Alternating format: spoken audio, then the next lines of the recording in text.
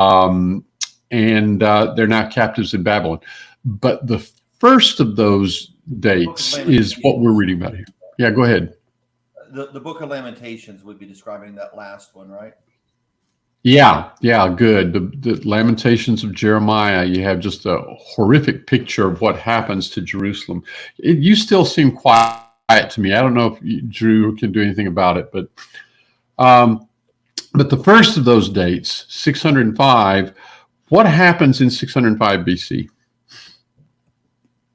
That's when the Babylonians come in and conquer Jerusalem, and principally, particularly as far as this study is concerned, they take away the elites, the nobles, those who they would see as being particularly valuable for their palace, for training, that sort of thing, right? And, as well as a great deal of wealth they take with them. And the conquering is not really a military conquest. It's really more of Nebuchadnezzar, who at this point in time is under his father, Nabopolassar, who's king back in Babylon. And Nebuchadnezzar achieves a great victory in the west. If you think about Babylon and Judah, Babylon to the east, Judah to the west. And Nebuchadnezzar achieves a victory at Carchemish up north of Judah, but in the west, that gives him control of that area where Judah is. The Egyptians had exerted control over it, but now Nebuchadnezzar is going to exert control over it. And so in exerting his influence, he can come to Jerusalem and say, I want your young, brightest, good-looking, teachable young men who can be trained for services, for positions of service and honor. Really, the positions would be positions of honor in my court back in Babylon. And I'm teaching the high school boys right now, and I think they kind of like it when I keep emphasizing that it's boys just like them, the good-looking, young, intelligent, those are the ones who would be being taken away. And among those are Daniel, Shadrach, Meshach, and Abednego. Now, I'm really a little inconsistent in my mentioning their names there, because why? Well, I was. It's Daniel, Hananiah, Mishael, and Azariah. Right, those are their Hebrew names. Right. For some reason, we know them as Daniel, which is his Hebrew name, and then Shadrach, Meshach, and Abednego, which are their Babylonian names. So anyway, all right. So they are. So but the point here I want our viewers to get is in 605 BC, Jerusalem's not destroyed. There are not many people taken captive, just these young men who are trainable for service in Nebuchadnezzar's court. And at this time, Nebuchadnezzar gets word that his father has died. And so he has to rush home to take the throne. And then, of course, all these young men and his army come back to Babylon. And so we pick up the story in Daniel chapter 1. And I'm going to, unless there's something you want to talk about in Daniel chapter 1, I'm just going to summarize it and say, in Daniel chapter 1, we see a picture of Daniel as a man of conscience and conviction. He is also a man who understands how to be true to his conscience and be true to his convictions without having a chip on his shoulder kind of an attitude.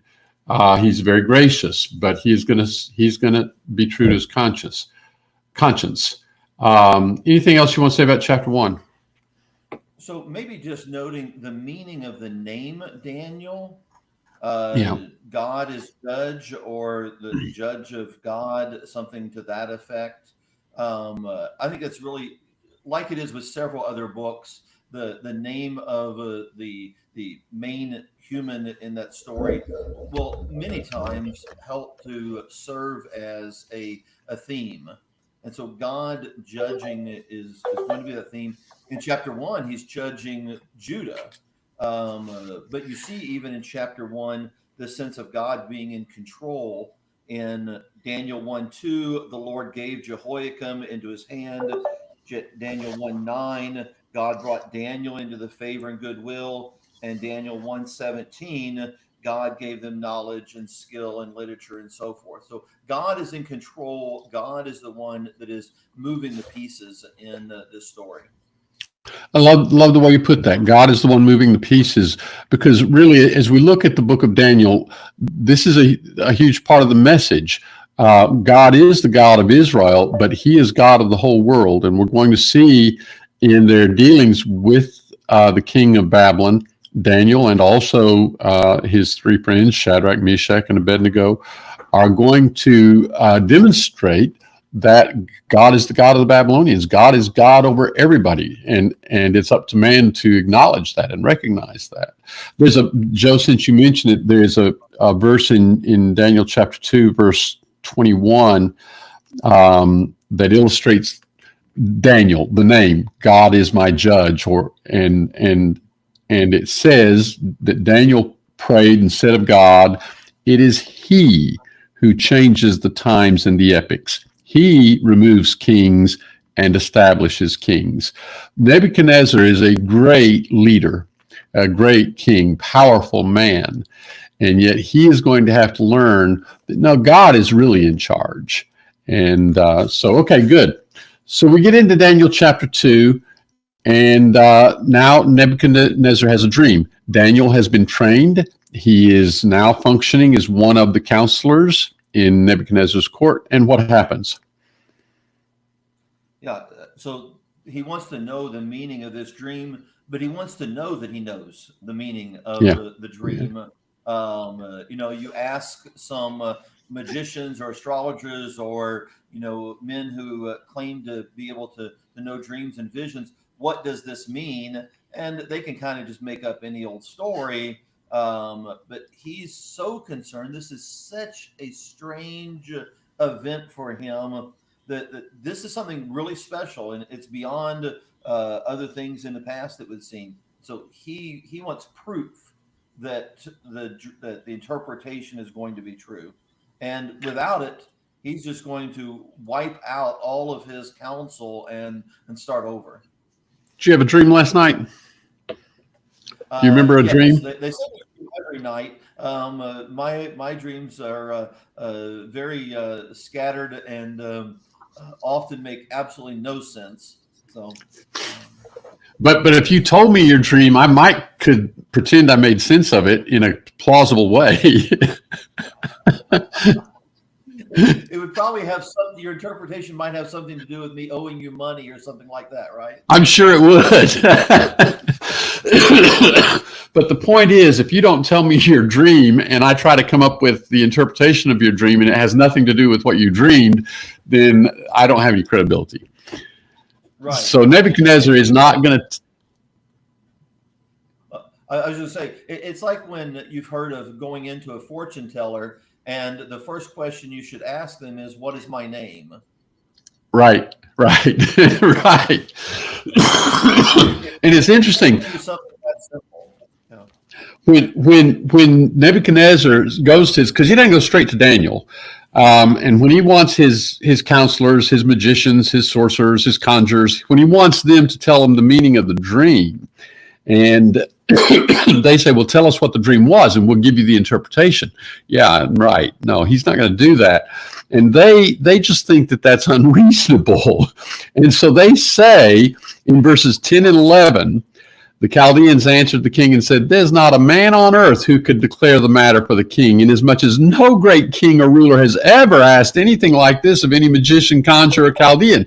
Moreover, the thing which the king demands is difficult, and there's no one else who could declare it to the king except God's, whose dwelling place is not with mortal flesh." And so Nebuchadnezzar's kind of put out with him. It's going to be the end of them.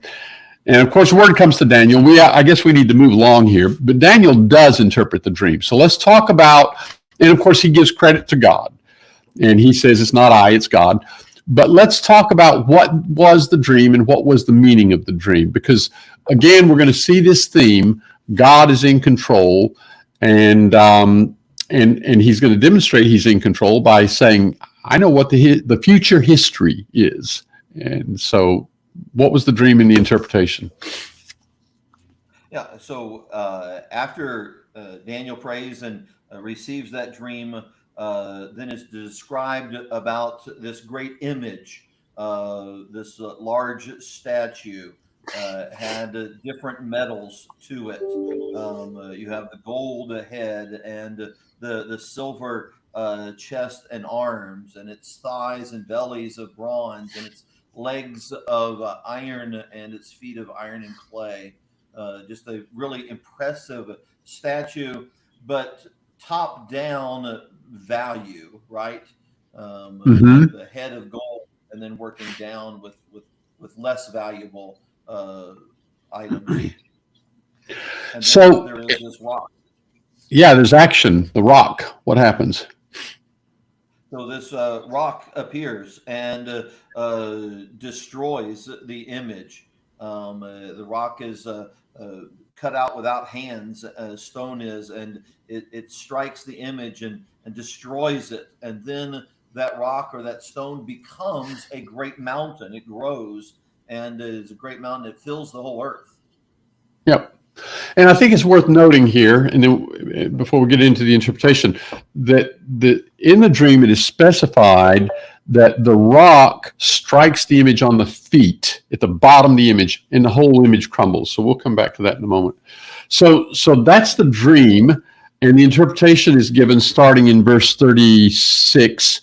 And Daniel says in verse 37, "You're the head of gold, Nebuchadnezzar," and then. But it's not Nebuchadnezzar personally, it's Nebuchadnezzar's kingdom, his reign, because it says, then after you there will arise another kingdom inferior to you. So that in the image, the statue, the head was made of gold and then the breast of silver. Well, of course, silver is less valuable than gold. So as you mentioned a little bit ago, you're going down in value. But that represents another kingdom.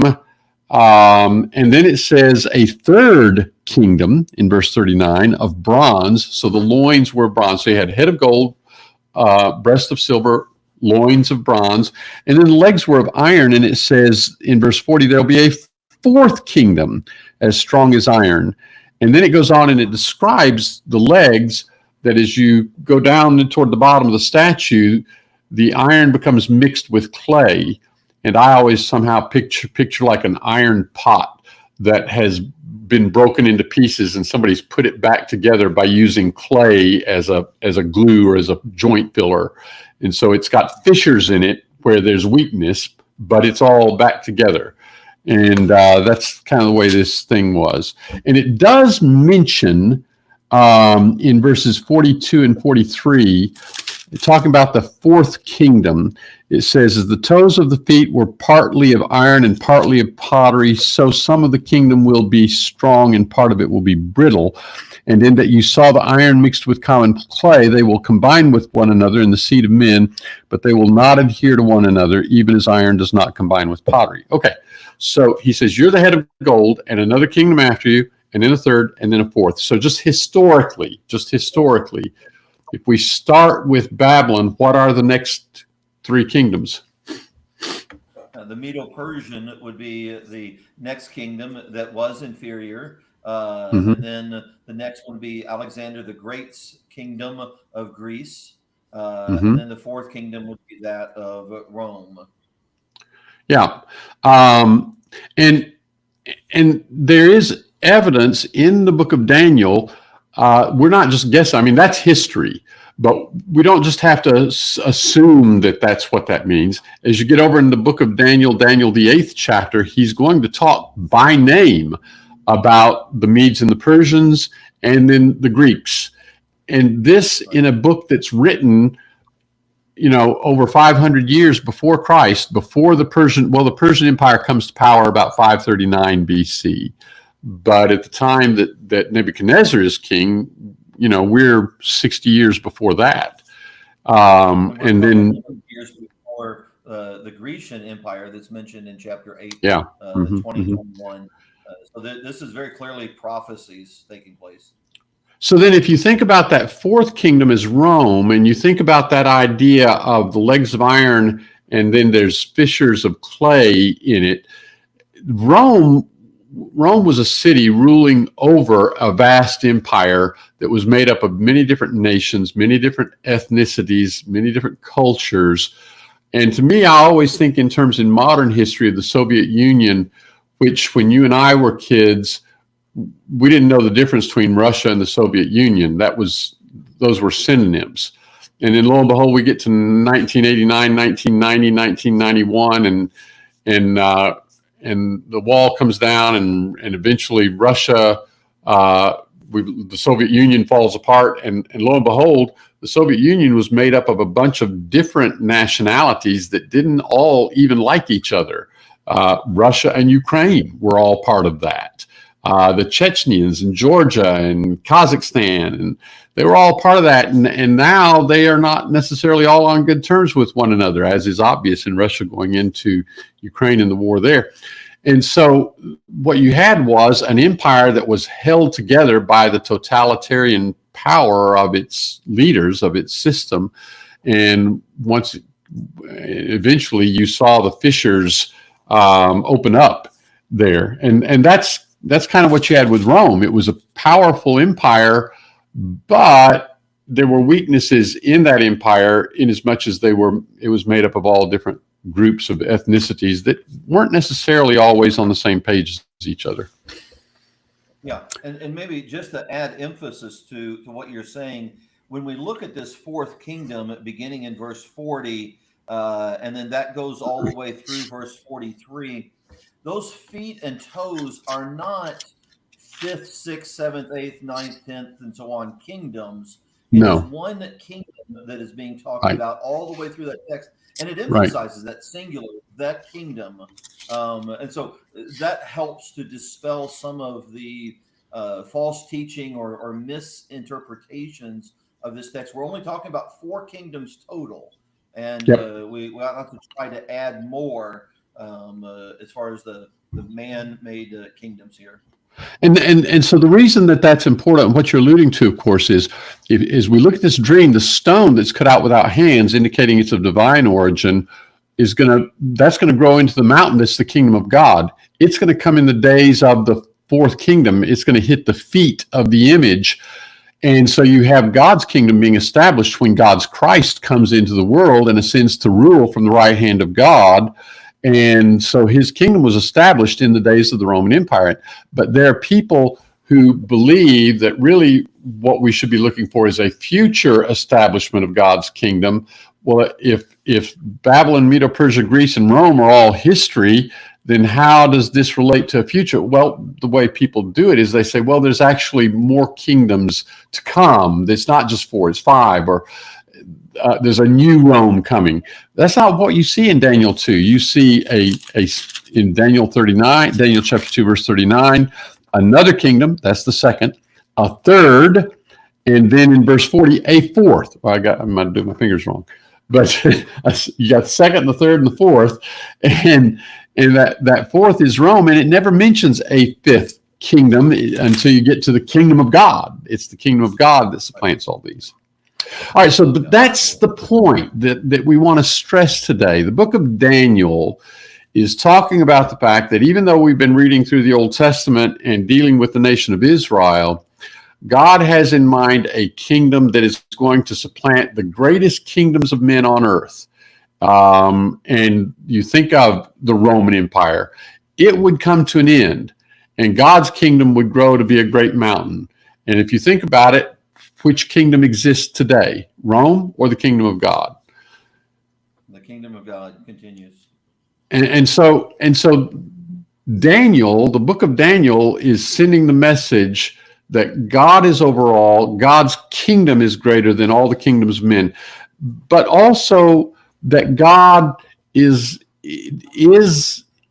that all the kings of the earth are subject to God. And so we get into the book of Daniel chapter 4, and Nebuchadnezzar, we won't spend time going through this chapter unless you just want to, but Nebuchadnezzar is really humbled until he acknowledges that there's a God who rules over all, that Nebuchadnezzar is not in control. Maybe just to tie a couple things together really quickly here, you made the comment earlier that first kingdom was Babylon, not necessarily specifically Nebuchadnezzar. Mm-hmm. I don't think Nebuchadnezzar really got that at the beginning, because chapter 3, you have him build this grand statue in honor of himself. It was to represent him, and it was all gold, like the head was. And so you do see this pride entering into the story. And so that really is a great segue to chapter 4, where Nebuchadnezzar is humbled then. Yeah. Daniel chapter 3 is that story where Shadrach, Meshach, and Abednego are thrown into the fiery furnace, and Nebuchadnezzar thought he could compel them to bow down and honor his statue, and found out he couldn't. And so, all right. So as we move on through the book of Daniel, we come to Daniel chapter 7. And in Daniel chapter 7, Daniel himself, whose name is given here as, no, it is given as Daniel, he has a dream. And again, it's going to represent the same four kingdoms that Daniel chapter 2 are about. So I'm going to read a little bit, if that's all right with you. Yep. Daniel chapter 7, I'm going to start in verse 2. Daniel said, I was looking in my vision by night, and behold, the four winds of heaven were stirring up the great sea. And four great beasts were coming up from the sea, different from one another. So in chapter 2, in Nebuchadnezzar's dream, there was a statue with four parts. Now we have four beasts, and they're coming up from the sea. Verse 4, the first was like a lion, and it had the wings of an eagle, and so on. I'm going to simplify this. The main appearance of this first beast is a lion. It's not a lion like you or I would see in a zoo because it has wings and so on, but it's a lion. And then verse 5, behold, another beast, a second one resembling a bear, and it was raised up on one side. And then I'll skip down to verse 6, and the third one was like a leopard. Again, it has wings, but it's like a leopard. And then verse 7 says, "This after this I kept looking in the night visions, and behold, a fourth beast, dreadful and terrifying and extremely strong. And it had large iron teeth. It devoured and crushed and trampled down the remainder with its feet. And it was different from all the beasts that were before it, and it had 10 horns." And verse 8, Daniel is contemplating the horns, and another horn, a little one, came up, and 3 of the first horns were pulled out by the roots before it. And behold, this horn possessed eyes like the eyes of a man, and a mouth uttering great boasts. Now, before we get into the court scene when these beasts are judged, anything you want to talk about in terms of these 3 beasts that Daniel sees in his dream?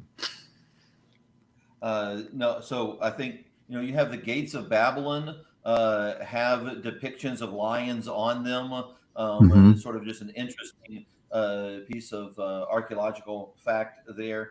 And then won't spend much time with the bear and Medo-Persia, but the leopard, a fast animal.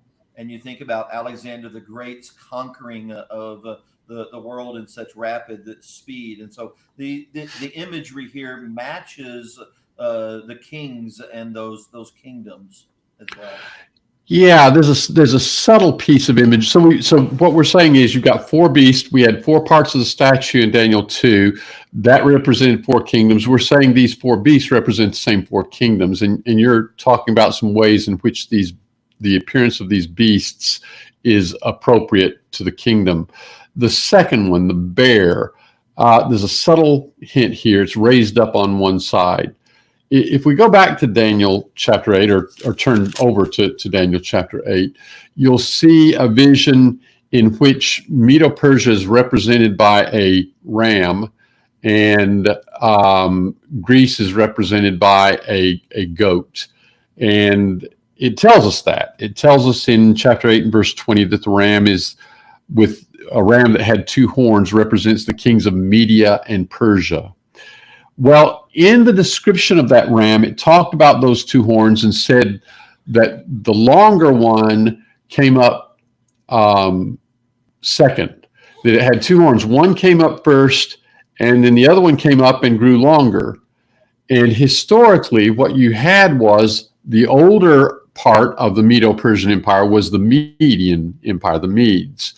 and they had actually allied together with the Babylonians to defeat Assyria way back in 612 BC.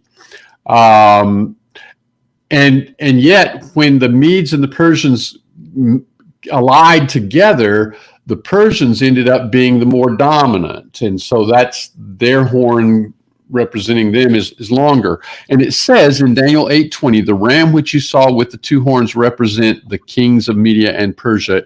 It says those two horns, Media and Persia, and the one that came up last ended up being the longer one, that being Persia. So then you think about the bear in Daniel 7, he's raised up on one side taking precedence over the other side. So it fits that. Do you make much out of the fact that in Daniel 2, in Nebuchadnezzar's dream, the legs that represented Rome were of iron, and that there's iron mentioned in connection with the fourth beast in Daniel 7? I had not noticed that one. That is interesting. Yeah. I think that's a valid point. Yeah. Great. I'd missed that detail or had forgotten it. Yeah. And so all right, so we've got these four beasts that seem to represent these same four empires, these same world kingdoms that Nebuchadnezzar saw in his dream back in Daniel 2. But we've not finished the vision that Daniel sees in Daniel 7. It's not just he sees four beasts, but there's a judgment scene. And Joe, why don't you take us through verses 9 through 12 of Daniel 7? I watched till thrones were put in place, and the Ancient of Days was seated. His garment was white as snow, and the hair of his head was like pure wool. His throne was a fiery flame, its wheels a burning fire. A fiery stream issued and came forth from before him. 1,000 thousands ministered to him, and 10,000 times 10,000 stood before him. The courts were seated, the books were opened, and I watched then because of the sound of the pompous words which the horn was speaking. And I watched till the beast was slain, and its body destroyed and given to the burning flames. As for the rest of the beasts, they had their dominion taken away, yet their lives were prolonged for a season and a time. All right. So you've got obviously a court scene here. I thought it was interesting. Your translation in verse 10 says the courts plural sat. No, is that right? Singular. Okay. No, one court. Okay. The Ancient of Days in verse 9, it's easy to understand. We're talking about God here. And the court sits, the books are open. It's like there's a judgment scene. And as you read verses 11 and 12, it becomes clear that the ones who receive judgment, the ones who are condemned, are the beasts, these four world empires.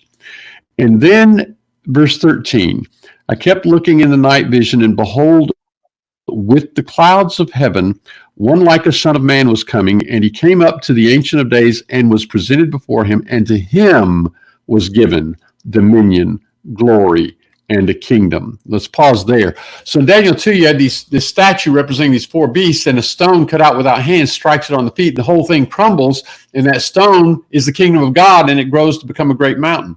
Here you have these four beasts, and there's a court that sits for judgment and rules against them, and the kingdom is given to one like the Son of Man, and he has dominion. And so in both of these, you see God's kingdom supplanting and outshining the kingdoms of the world, these great, powerful kingdoms, Babylon, Medo-Persia, Greece, and Rome.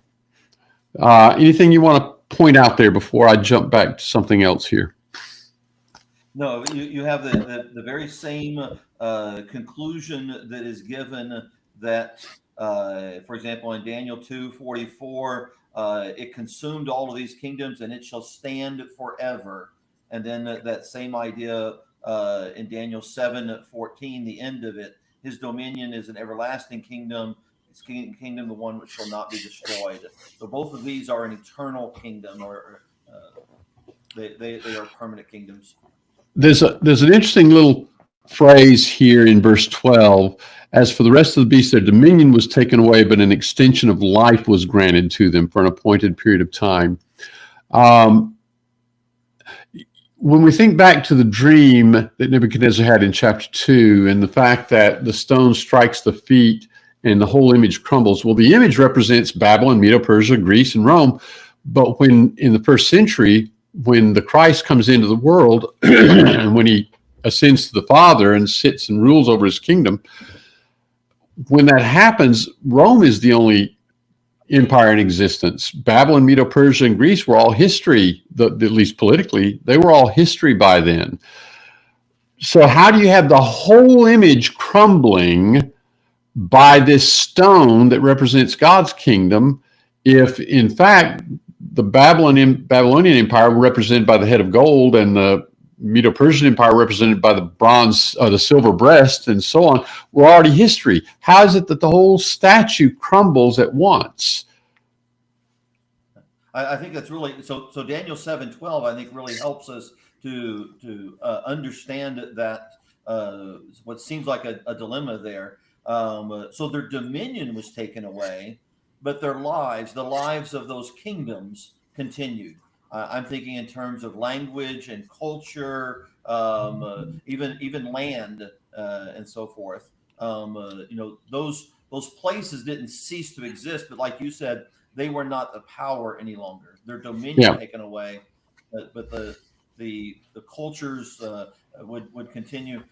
Especially think about how much Rome was affected by the Grecian language and so forth, and even the customs and laws of each of those empires or each of those kingdoms were built somewhat based upon the laws of previous kingdoms. Yeah. Each empire was assimilated into the next one. You mentioned language. When Rome was the Roman Empire in the first century, the language of the world was Greek. So yes, they had conquered Greece, but Greek language had persisted.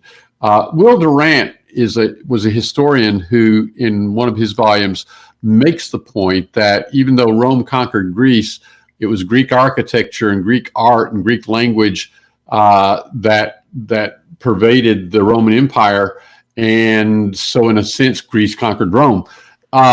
Obviously not militarily, but each empire, Babylon was subsumed into the Persian Empire. The Persian Empire was inherited by, subsumed into the Greek Empire, and that then in turn in Rome. So by the time you get to Rome, Rome is a roll-up of everything that's come before it.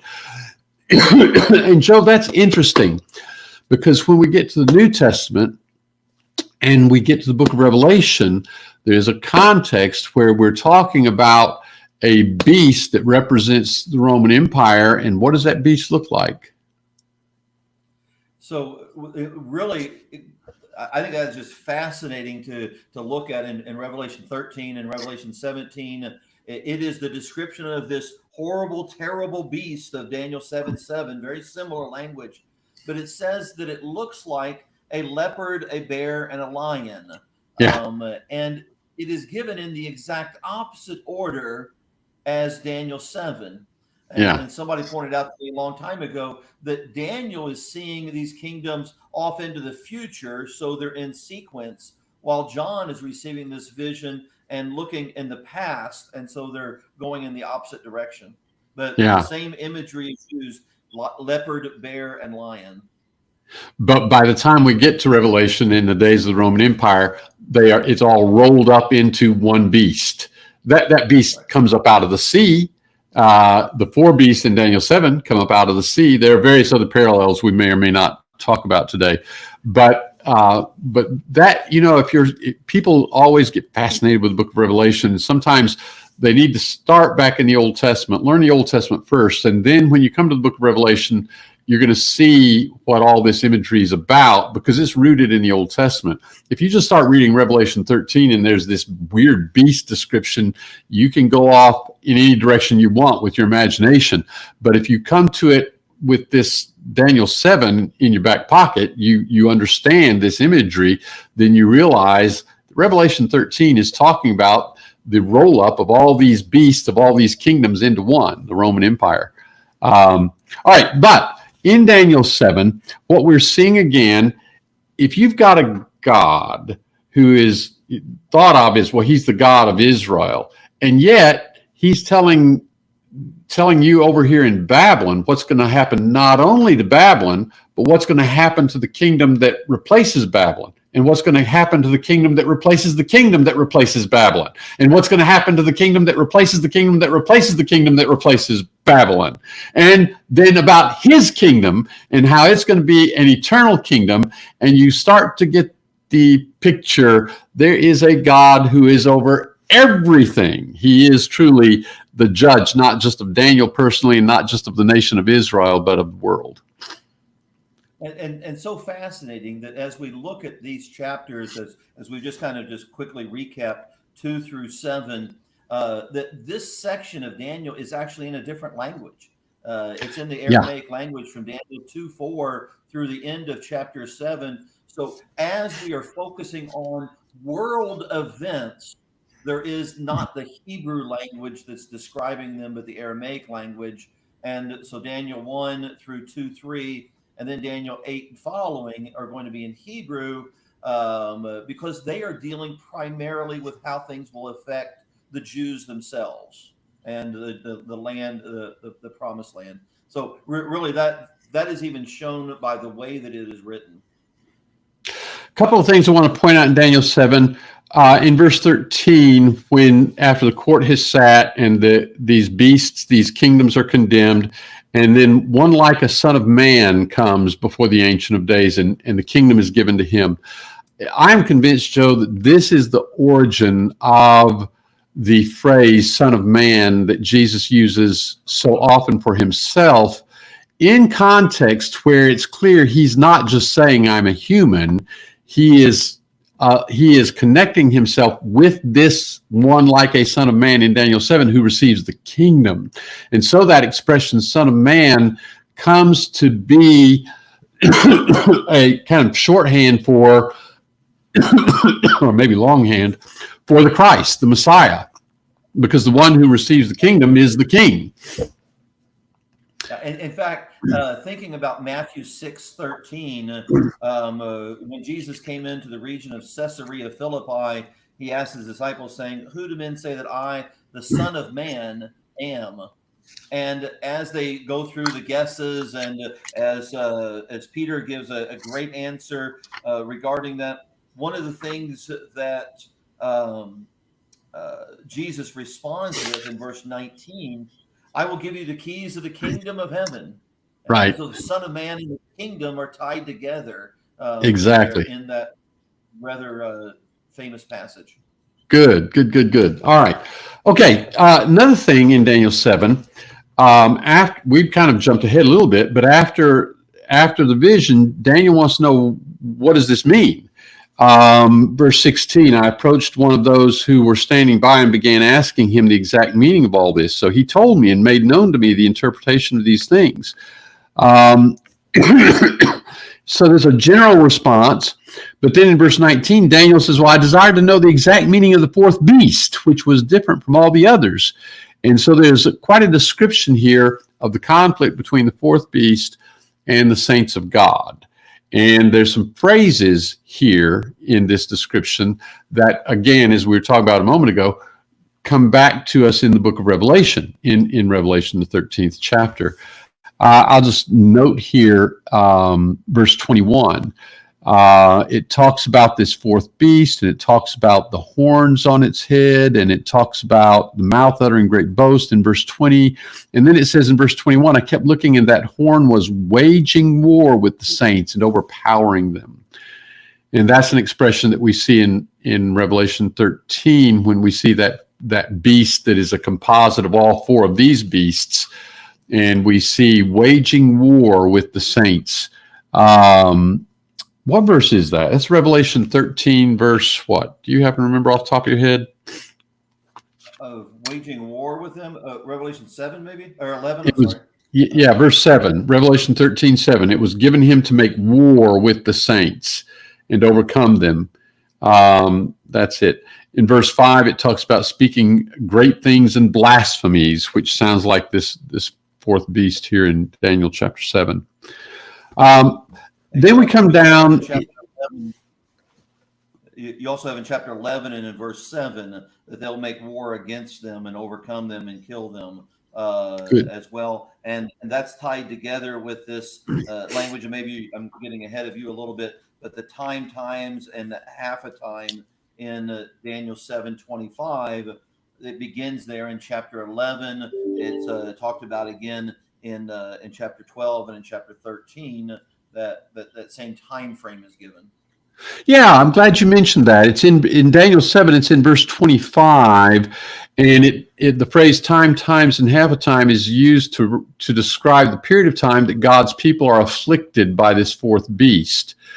And so you come to the book of Revelation and you see different forms, different formats, different forms of that same expression, but if you have Daniel in your back pocket, you realize there was a precedent set that's a time period of God's people suffering, God's people being persecuted.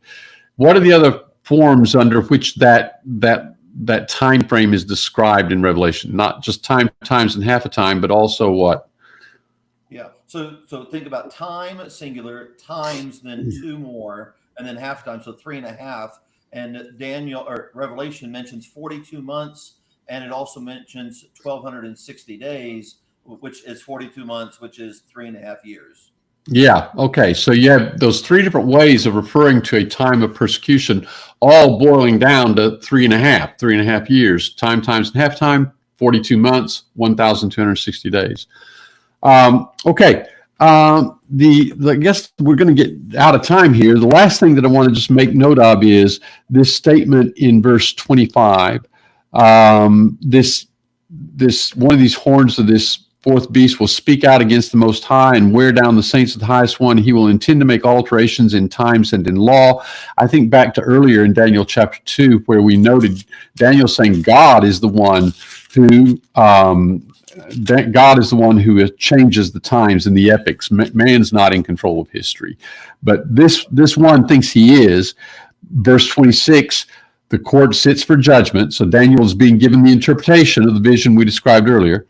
And his dominion, this dominion of this fourth beast, will be taken away, annihilated, destroyed forever. And the sovereignty, the dominion, and the greatness of all the kingdoms under the whole of heaven will be given to the people of the saints of the highest one. His kingdom will be an everlasting kingdom.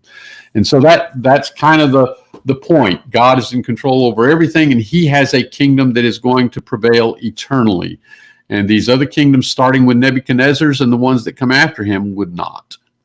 So I think we're out of time, Joe. Thank you. Lord willing, we'll be back with you next week, and we hope you'll tune in.